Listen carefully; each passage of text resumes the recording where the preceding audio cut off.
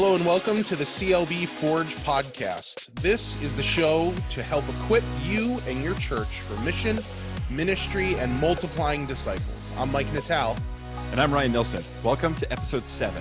Today we'll be hearing about the disciple-making experiences of a CLB pastor in New England. He has a bachelor's in education. He was a fourth grade teacher before becoming a pastor. He graduated from LB Seminary in 2003. He served at Inspiration Lutheran Brethren Church in Breckenridge, Minnesota during seminary, at 59th Street Lutheran Brethren Church in Brooklyn, New York for 8 years, and now at Bethany Lutheran Brethren Church in East Hartland, Connecticut for the last 9 years. And Bethany is actually the church that he grew up in. Who on earth would go and serve the church they grew up in? Like, what in the world? Just me and you. Oh yeah, that's true. Okay, both of us. Okay. Welcome to Pastor Roger Viksnes. Great to have you. Thanks for having Roger. Me. I'm excited to be here. So I didn't mention this in the intro, but Mike and Roger and I we also get to work together and hang out together as we do ministry through Cultivate New England. We're part of this partnership of the New England LB churches that's seeking to start a church in the Boston area. And so we just had a great time getting to kind of work shoulder to shoulder through that. And it's good to see you here on this. And so we'll try to keep the banter down to a minimum because really I'm looking at Roger and already I just want to give him a hard time. Yeah. But we'll try to remain as professional as possible because we want to put our best foot forward in this podcast. Yeah. And his comebacks I can't keep up with his comebacks. So yeah, he has quite the acid tongue. So okay, I'm just staying quiet here while you guys just do this. See, so. Already he's doing it. You see how that is? There it is. Staying quiet. Okay. Staying quiet. Case in point. Well, Roger, that's all the time we have. Thanks everybody for watching the show today. Always taking the high road. That's what we like about you, Roger. It's just great. So we're happy to have you here. We got a few questions for you that we really want to ask and allow you to kind of share your heart with the audience members who are listening. And so as we get started, one of our first questions that we want to talk about is what have your discipleship experiences been throughout your life? And so if you want to talk about that a little bit, and then I have a follow-up question to ask you about that. Just to ask, I think you're asking me in the sense of how have I been discipled or in the sense throughout my whole life? Yeah. Well, I would say, yeah. So like discipleship in your life that has kind of cultivated into you seeing the need to disciple others. All right. That's great. Yeah. Yeah. I would give probably a positive and a negative. In the sense, I'll start with a negative. I couldn't go back and pinpoint like here is a particular time that I was one-on-one or in a small group discipled by somebody with a sort of accountability, a core of like I'm trying to do now with a couple of guys that I'm doing it with.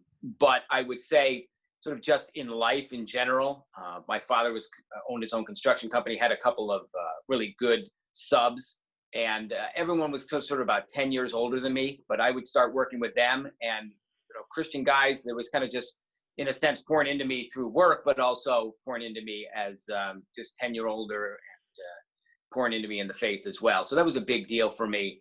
I would say when I became a pastor, it was really helpful that I was set up, was living in Brooklyn, and Rick Britston was a pastor in Staten Island. So that was a really big sort of how to be a pastor. I had no clue what I was doing. I went through seminary, but really had no idea and definitely didn't know how to do it in the city. And so he was a really big mentor for me in that regard.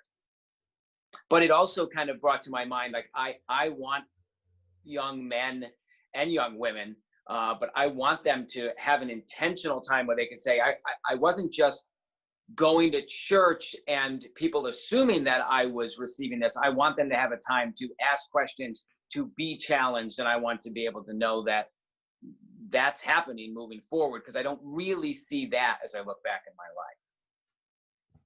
Nice. Yeah. So my follow-up to that would be to ask you, have you had any experiences that you can point to that really were those opportunities? So I know that you said, you worked construction. Was there anything that specifically took place that you can remember of events that really poured into like seeing God's hand at work to shape you into the person that you are today? Yeah, I would say a few things. The churches I have been in, although I would say maybe didn't have an intentional discipleship model, they were so good at pouring into and allowing a new generation to raise up and to be put in areas of responsibility very early on. And in that, there is a discipling that happens. I can appreciate that both in the church I grew up with that I serve now, but also when I served in seminary in Inspiration in Breckenridge. They had me there as a youth pastor, but they would let me try everything and do everything and then just kind of talk about it with me, not in a sense intentionally, but kind of just relationally talk about, hey, how'd that go? What would you like to try? And that was really huge for me. Yeah. Cool. Yeah. Thanks, Roger. Yeah. So next question we got for you. We want to ask you about your discipleship cell group or small group ministry that you call 222. Tell us what that's about and what's the name mean and what's that ministry like?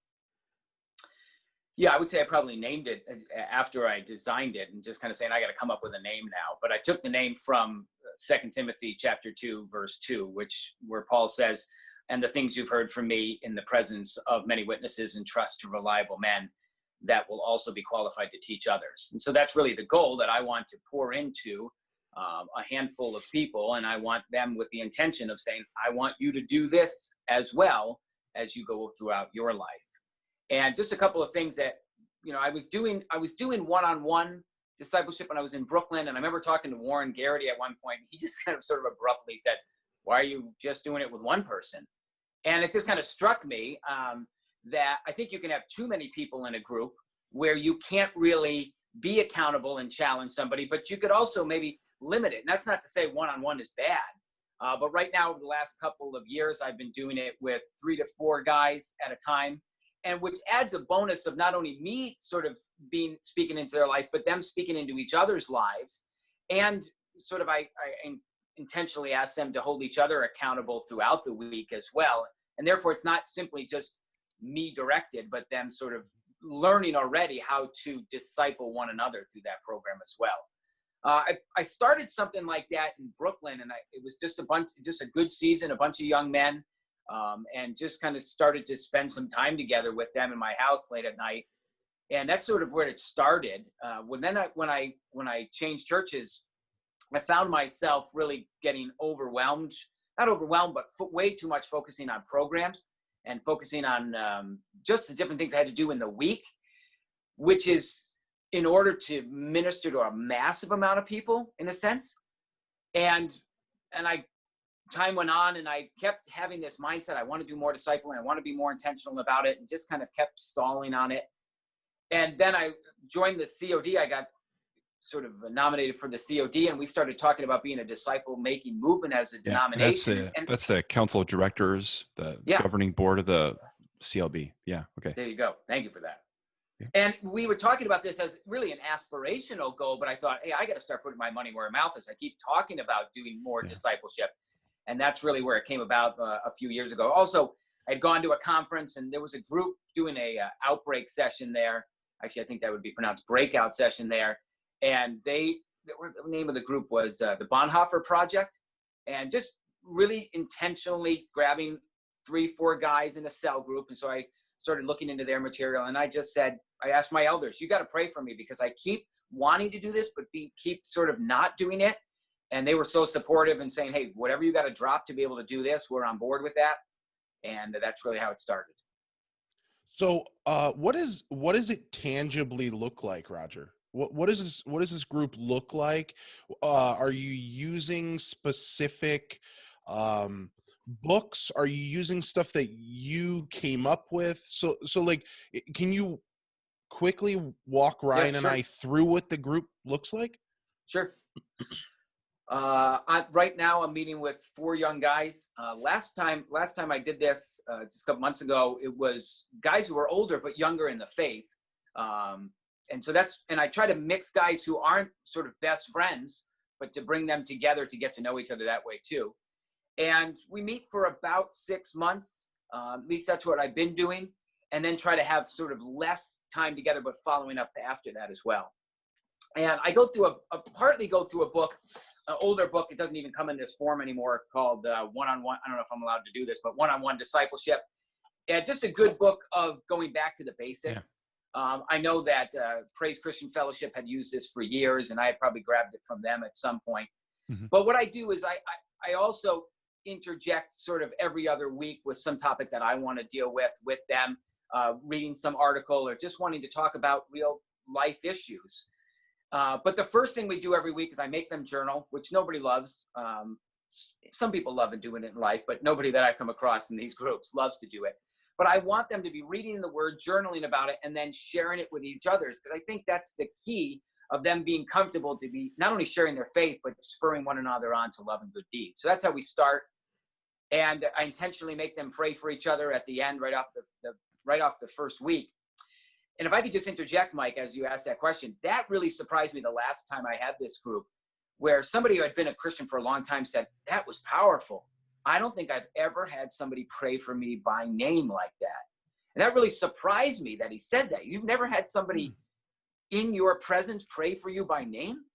And it just reminded me, we can so often assume, even if someone's been a Christian for a long time, that they, A, know a lot of stuff, B, have kind of grown in skills, or C, just had somebody simply do that, pray for them by name.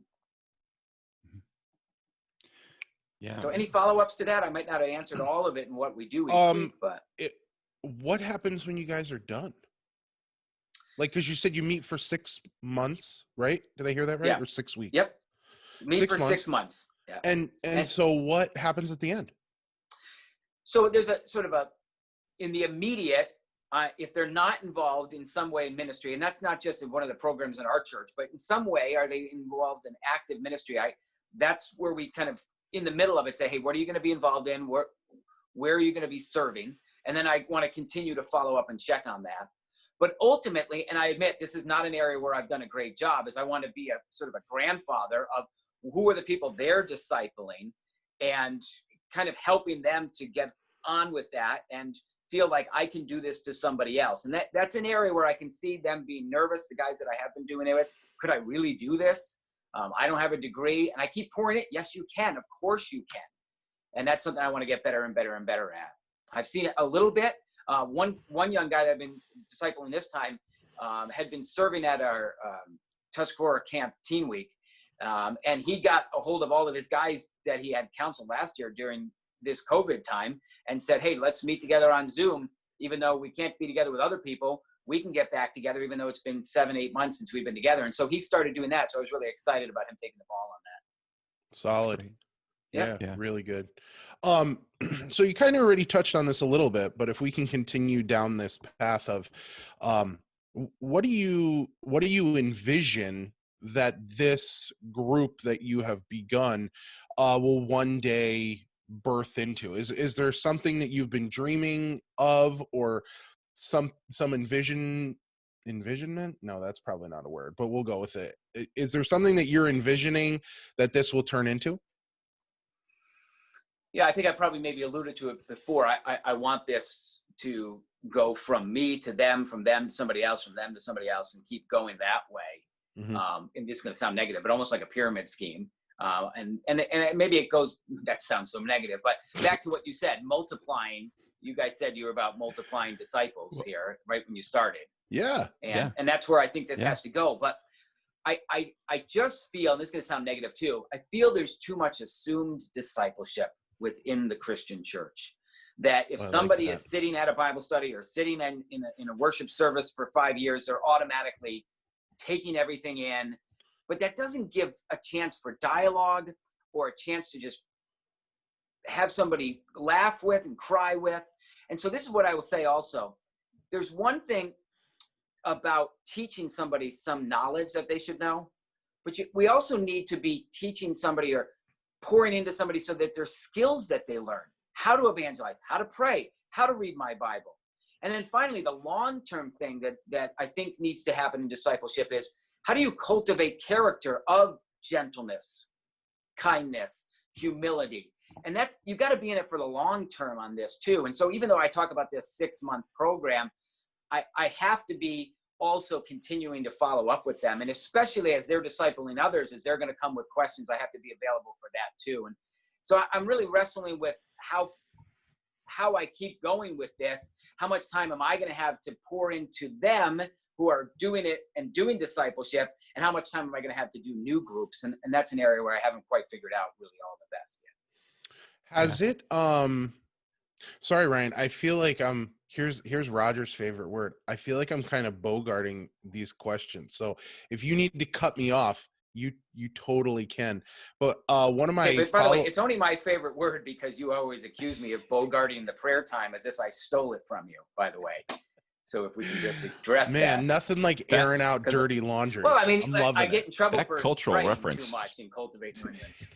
That's totally over my head. I didn't know what you guys are talking about. All right. So my question now for you, Roger, and I was going to ask you a nicer question, but now I'm just going to ask you a really pointed, hard question. What has this looked like now due to COVID-19? Have things kind of paused, or have you guys switched over to Zoom, or maybe? I will say that the group that I'm with now, we took about 2 weeks where we didn't do anything. And I just, honestly, I needed to get my head on straight with how to even do ministry in the midst of this. And I just felt like I was being swallowed up. So I said, guys, we got to take a break for a minute. But it just happens that the guys I'm doing with now have been so much involved with our filming and our sort of producing of the services. And so as we were gathering together for that, and we kept our group tight for that, it was already that group. So I felt like it was okay to meet. We have a gymnasium, sort of a large room, and we just met completely spread out in there. And we were already meeting there to do the filming of our services. So that actually boded well for us in this thing. But you can do it. I've been doing small group through Zoom. It's not my favorite thing, but it's working. Way cool. So now I feel like I hope I didn't just reveal that I met with people during COVID that I shouldn't have, but I'm okay with that too. I think you're under group size I'm on the restrictions. Yeah. I think Mike's going to turn you in though. The moment we end the call. I mean, you're talking to the person who immediately after our governor was like, yep, you can have, we started that Sunday having worship service. Yeah. So like, yeah, you're in good company, Roger. All right. I think I go to Roger's church. Roger is my pastor. And I think you guys have done a great job being wise and careful. You've been very prudent about how you've proceeded, so you should get some credit for that. I guess Ryan's going for that special blessing right there. So good one. That's right, Ryan. That was great. All right. So I just want to follow up with what you were saying about like your vision for where this would go, that you would see this more and more multiplying disciples. I love that you want to see more and more of the people who complete your group in turn going and leading groups of their own, because that's where this is going. And that's where 2 Timothy 2:2 is all about. 2 Timothy 2:2 is, what you've heard from me in the presence of many witnesses, entrust to faithful men who will be able to teach others also, right? So there it is right there. And, you were joking around about a pyramid scheme. A pyramid scheme, it's actually the opposite of a pyramid scheme, right? Because a pyramid scheme takes from the people at the lower levels. It takes and leaves them with nothing. In a discipleship multiplication network, everything is given to the people at the low, not lowest level is not the right term, but at the broadest level where there are the most people. The further down you go, the more it all goes to them. And that's, like a lot of churches add disciples. They do discipleship by addition, one or two at a time. And you are striving towards multiplying disciples. And that's part of the tagline of our show. That's where all of our churches need to head. So I love that you have that passion and vision for this ministry. Which would be in the shape of a pyramid, correct? So like what Roger's talking about isn't, well, it wouldn't be the other way, because then that would mean that there's multiple people pouring into a single person. Where like if we're talking about a pyramid in its shape, Roger would be at the top and then it kind of pours out and the more people that go down. So like we're going in the shape of a pyramid. It's not a pyramid scheme. It could go from left to right. Not to interject here in your geometry lesson, but I do feel like it's important to say, like, these people that I'm discipling, they're already disciples of Jesus Christ, right? It's not like I'm making them into a disciple of Jesus Christ. This is more saying, as somebody, and I think there's a fear at times of admitting that you're an infant in Christ. If you are just a 5-year-old kid and you're new to Christ, it's okay to say you're young in the faith. But for some reason, somebody who comes at 40 years old to believe, it's almost like we can lead them to be embarrassed about not knowing something. I want people to admit, I don't know this or that or this. Great. Let's learn that. Let me help you grow in that. Don't stay in the ignorance of something because you are ashamed of looking like you don't know something. But people are already disciples in Jesus Christ. This is more intentionally how to mature them in the faith so that they can go out and make disciples of those who have no idea who Jesus is, or those who are newer in the faith than them. That's so great to remember too. And case in point with that is what you shared about that individual who's like, I've never had someone pray specifically for me. And I think that we only get there if we don't assume and we just do it. You know, like a lot of times I go through maybe what I think is trivial in terms of like, oh, I hope I'm not offending someone by, you know, going through the books of the Bible, or like showing them even how so when you're talking about 2 Timothy 2:2, you might have people who don't even know how to navigate into that. Like what is 2 and what is 2? You know, people who are in the Christianese type things know that that's 2 Timothy chapter 2 verse 2 that we're talking about. But sometimes people don't know that. And like in a church setting, I totally resonate with that, Roger, where there's people who won't even express that, and they kind of just have like that downward look. And so as a form of discipleship, we should be telling and encouraging people that it's okay if you don't know this. And the only way to know it is to actually express that, or to take it upon ourselves to teach them what we might consider to be, oh, I hope I don't offend someone by saying, do you know how to look that up? Do you know that there's like a table of contents that you could look, or, you know, things like that. And not to use that as a way of, you know, lording it over someone, but to just share with them like, hey, here's how you better navigate something that God gave to us, which is, in fact, anytime I have taken a group, whether it's a group like this, an intentional discipleship group, or a small group, and saying, hey, you know what, let's take a little season to go back to the basics, I've never found that to come across demeaning. It's always shown fruit. There was one time in a small group in Brooklyn there, everyone's like, okay, we'll go back to kind of I can't remember what the name of the book was. It was a 2-7 series out of the Navigators, and they do a great job with discipleship. And it was just such a blessing to go back to the basics. And I think when you do that, at times you realize, oh, shoot, I know how to talk and I know how to hear, but I don't know how to walk. You know, I'm kind of reference to a kid growing up. And it's okay to fill in those gaps later in life. So I would say also for discipleship, you can't be afraid to challenge people.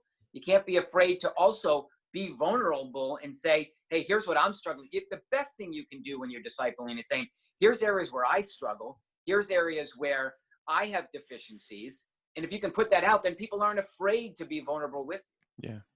Yeah. Yep. Power made perfect in weakness. Yeah.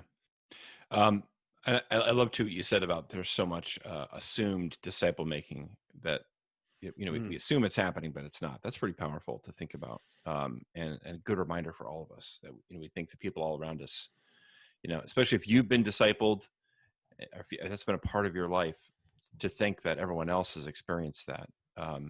So thanks for sharing that. As we wrap up here, Roger, are there some, I mean, you've given us a lot of great tips and advice and wisdom and insight, but as we wrap up, are there any other important principles that you would want to share with like other pastors? If there's a pastor out there who's thinking about creating, starting, and running a discipleship ministry like this, would you have any other principles, advice, pointers that you would want to share? Yeah, I think in order to get the ball rolling at times, that's the hardest thing to do. And who would actually want to do this with me? First of all, lots of people. I really do think that lots of people would. But you might even want to start by asking somebody and say, hey, could you help me with something? Because I need to learn how to I need to learn how to disciple Yeah. others.